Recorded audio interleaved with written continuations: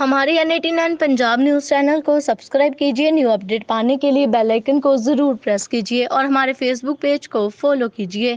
N89 Punjab news देख रहे सभी दर्शकों का स्वागत है। कम्युनिटी हेल्थ सेंटर सुजानपुर में कोरोना वैक्सीन लगवाने हेतु लोगों द्वारा सोशल डिस्टेंसिंग की शरेआम धज्जियां उड़ाई जा रही है, परंतु सेहत विभाग इस ओर कोई ध्यान नहीं दे रहे। इस संबंधी कोरोना वैक्सीनेशन करवाने आए सीनियर सिटीजन गौतम सिंह, राम लुबाना सैनी व सुदेश शर्मा आदि ने कम्युनिटी हेल्थ सेंटर सुजानपुर के स्टाफ पर लगाए आरोप, जिस दौरान उन्होंने कहा कि वह पिछले लगभग 3 दिन से यहां पर वैक्सीनेशन करवाने हेतु आ रहे हैं, परंतु स्टाफ की ओर से उन्हें कभी टोकन के लिए भेज दिया जाता है तो कभी वैक्सीनेशन से पहले कोरोना टेस्ट रिपोर्ट की मांग कर उन्हें परेशान किया जा रहा है। परंतु टोकन स्थल पर इतना अधिक भीड़ है कि वहां पर सोशल डिस्टेंसिंग की पूर्ण रूप से धज्जियां उड़ रही है। यहाँ तक कि बुजुर्ग लोगों को भी वैक्सीनेशन हेतु अस्पताल की छत पर जाना पड़ता है। यहाँ पर सीनियर सिटीजन के वैक्सीनेशन हेतु किसी प्रकार का उचित प्रबंध नहीं है। वह सीनियर सिटीजन सुदेश शर्मा ने आरोप लगाते हुए कहा कि वह सेहत विभाग से रिटायर्ड हो चुकी है, परंतु वैक्सीनेशन के नाम स्टाफ द्वारा उनके साथ भी दुर्व्यवहार किया जा रहा है, जिसके चलते उन्होंने विभाग के आला अधिकारियों से मांग की है कि सीनियर सिटीजन हेतु वैक्सीनेशन का उचित प्रबंध किया जाए ताकि सीनियर सिटीजन को किसी प्रकार की परेशानी ना हो। आइए देखते हैं पूरी खबर N89 पंजाब न्यूज़ पर। ਕੀ ਸਮੱਸਿਆ ਹੈ? मेरा नाम गौतम सिंह है, ठंडी खुई सुजानपुर तो रहने वाला सीनियर सिटीजन है। 66वां साल मैनू लगे दा है। मैं एक डोज ये कोरोना का जो टीका चलिया है ये लगा ली थी। सैकेंड डोज वास्ते अज मैनू 3 दिन हो गया इत्थे आंदे और हॉस्पिटल दे विच खज्जल होने वाली गल है। और कोरोना लगवा टीका तो लगा के दूर की करना है, उल्टा कोरोना होने का खतरा हो गया। इस करके मैं बार बार आना, बार बार मैं वापस जा रहा। कोई सोशल डिस्टेंसिंग नहीं है, बिल्कुल धज्जियां उड़ाइया जा रही ने सोशल डिस्टेंसिंग दियाँ। और जिन्ने भी इतने स्टाफ है उन्होंने भी कोई किसी किस्म की कोई चिंता नहीं है कि सीनियर सिटीजन को ज़्यादा खतरा है। कोई जा सीनियर सिटीजन की कोई अलग लाइन लगाओ, नहीं तो एक पुलिस वाला बंदा बुला लो, नहीं तो कंट्रोल च होंदा। ते हुण इन्होंने नवा की है, एक ड्रामा करड़े का पहली बारी असीं टीका लगाया कोई प्रॉब्लम नहीं, दूजी बारी हुण असीं आए आ तो जी पहले 2 नंबर च जाओ, 2 नंबर च जाके तुहानूं टोकन मिलेगा, 2 नंबर तुसीं जाके 2 नंबर जिन्होंने कहण देना जिहड़ा रूम है उसका हाल देखो जाके की हाल है, बंदे दे बंदा चढ़े दा है। वो कोरोना होने का इन्ना अगर ज़्यादा खतरा है कि अगर एक भी इहो जिहा बंदा विच आ गया पॉजिटिव तो टीका के बाद की गल है वो होना ही होना है। उसदे बाद फिर तुसीं कोरोना टेस्ट कराउण जाना, फिर तुहाडा टेस्ट होएगा, फिर तुसीं इत्थे आना, उपर आना कोठे पे। हुण मैं पहली बार जदों आया तो मैं देखा 80-85 साल का बुढ़ा, उहदे कोल पौड़ियां नहीं चढ़ी जांदियां। इन्हां ने बड़ी बारी उन्होंने रिक्वेस्ट की, जगीर सिंह मेरे पिंड का बंदा है, उसदे फादर साहब ही 85 साल कोलों ज़्यादा उम्र होनी नहीं जी, कोठे के उत्ते लियाओ उन्होंने किस तरीके नाल चुक चक के कोठे के उत्ते लिया के कराया। मतलब बिल्कुल डिसिप्लिन ना की कोई चीज़ नहीं है, अपनी मन मर्जी कर रहे हैं तो ये बड़ी गलत गल है। मैं इत्थे दूजी डोज लैन आया, हुण मैं ये सोच रहा कि मैं जां तो वापस चल जावां तो जां फिर कोई सोशल डिस्टेंस मेनटेन करन। और एक इहदा आर्डर होया है कि जब तक कोरोना टेस्ट नहीं होएगा तब तक टीका नहीं लगेगा। ये भी बड़ी हैरानी की गल है, ना किते अखबार च आया ना किते न्यूज़ च आया। मैं वही कहना चाहना इदा ही है, गलती तो हॉस्पिटल के कर्मचारियों की, डॉक्टर को भी पता है। नहीं लिया नहीं, सीनियर अधिकारी सामने तो बैठे हुए हैं। 2 नंबर तुसीं जाके देखो, जोड़े बड़े डॉक्टर ने बिल्कुल सामने बैठे थे, उन्होंने पता है, उन्होंने खुद उन्होंने सामने बंदे तो बंदा चढ़ेगा। कहते की ना कहते जी टोकन लवो, तो टोकन लैन वास्ते लोग ये कर रहे हैं। सर सरकार वालों हमेशा कहा जाता है कि सिटीजन जो बजुर्ग होंगे उनका मुफ्त से ही टीका लगाना चाहिए, ये जबरदस्ती कर देते हैं।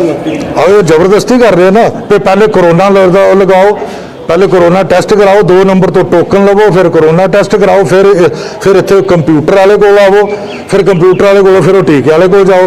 जिहड़ा इत्थे कंप्यूटर दे जिन्हें रजिस्ट्रेशन जिन की है उसका हाल देख लो जाके, उत्थे भी बंदे तो बंदा चढ़ेगा। कोई तौर तरीका नहीं है, कुछ तो जान बुझ के और मतलब मैं ये कहांगा कि इंपोर्टेंस वधाउण कि असीं जी ये काम कर रहे हैं, जां तो वो कह सकदा मैं अननैसेसरी क्रिएट कर रहे हैं। बाकी जगह के उत्ते दिल्ली घर घर जाके लगा रहे हैं, ये उल्टे जी तुसीं ये कराओ तो बंदे तो बंदा चढ़ेगा। ਸਰ ਕੋਈ ਸੈਨੀਟਾਈਜ਼ਰ ਵੀ ਕਰਵਾਇਆ ਜਾ ਰਿਹਾ ਪਹਿਲੇ? ਕੋਈ ਸੈਨੀਟਾਈਜ਼ਰ ਕੁਛ ਨਹੀਂ, ਨਾ ਇੱਥੇ ਸੈਨੀਟਾਈਜ਼ਰ ਤੇ ਕੋਈ ਦਵਾਈ ਹੈ, ਨਾ ਕਰਾਇਆ ਜਾ ਰਿਹਾ, ਕੁਛ ਨਹੀਂ ਕਰਾਇਆ ਜਾ ਰਿਹਾ। मैं राम लवाया सैनी कांगर आसाई का जनरल सैकटरी शहर का। ये मैनू 4-5 दिन हो गए आंदे। पहली डोज लवाई ही, पहली डोज तो बाद इन्हें कहा भी 28 दिन बाद लवाना अं मैसेज करांगे। जेड़े रजिस्टर लाए दे ने सारे नंबर नोट करते हैं, उहदे विच अपना मोबाइल नंबर भी देईदा। ये किसी नूं मैसेज नहीं करते भी अहीं तुसीं आओ या ना आओ। अच्छा, यह जी हैड इंचार्ज है इत्थों दी डॉक्टर, उहदे दफ्तर के सामने कोई लाइन का इंतजाम नहीं, कोई कुछ नहीं, बंदे ते बंदा चढ़िया था। इत्थे कोरोना होने की ज़्यादा शिकायत है। इनू चाहिए भी पंजाब पुलिस के 2 बंदे लियावे, इत्थे लाइन च खड़ा करे, टर्न बाई टर्न बंदे नूं 2 ये 2 गज की दूरी कहते, इत्थे 1 फुट की भी है नहीं, थोड़ी जी दूरी दूर करे तां जे करोना बंदियां नूं ना हो सके। उहदे विच इन्नी सुविधा होनी चाहिए है कि जेड़े सिटीजन है उन्हां वास्ते, सीनियर सिटीजन नहीं, उन्हां वास्ते एक दिन डिसाइड करो, एक दूसरियां वास्ते दिन डिसाइड करो तां जे वो आण के इत्थे खज्जल ना होण, सारी सारी दिहाड़ी वेस्ट ना करन। फिर जिहड़े कंप्यूटर दे आ ये फार्म इकट्ठे कर लैणगे, जे इन्हां दा दिल करेगा तो आवाज़ मारनगे, दिल करेगा तो नहीं मारनगे। उहदे विच की हुंदा, फिर पुछदे आ भी टीके तुहाडे कोल है भी है जां नहीं। जिहड़ा सवेर दा बंदा आएगा वो खज्जल होएगा, दूजे दिन फिर आएगा। इहदे नाल ये एडमिनिस्ट्रेशन नूं, इत्थों दे डॉक्टर नूं, इंचार्ज नूं चाहीदा भी अपनी उठ के देखभाल करे। जिहड़े मरीज़ आंदे ना उन्हां दी एक फाइल बनती आ, उहदे विच 2 मुलाजम भावें पंजाब पुलिस दे लाण, किस दे लाण, तां जे इत्थे आण के ना पूरी लाइन चल सके। बोलन की तमीज़ होनी चाहिए है। नाले हुण मेरे कोल ते फोन है नहीं सी, मेरे बेटे कोल सी, उन्होंने अपना फोन नंबर रजिस्टर है, कहते जी ये हो ही नहीं सकता। मैं इत्थे 3 साल लेडी हैल्थ सिस्टर की पोस्ट पर नौकरी करके गई हाँ पठानकोट। मैं ऑपरेशन थिएटर 3 साल मैं ऑपरेशन थिएटर किया, 25 साल मैनू रिटायर होए हो गए। इन्हां नूं समझ ही नहीं लगती भी असीं की करिए की नहीं करिए। वो लैके हुण मुंडा पता नहीं कागज कहना मैं आपे ठीक कर लेना तो लै आना, नहीं तो प्राइवेट बथेरे ने 200-250 रुपया दो तो टीका लवा लो। अस्पतालों च खज्जल होने की जरूरत ही नहीं। सुदेश शर्मा, कित्थों दे रहण वाले हो? ठंडी खुश सुजानपुर।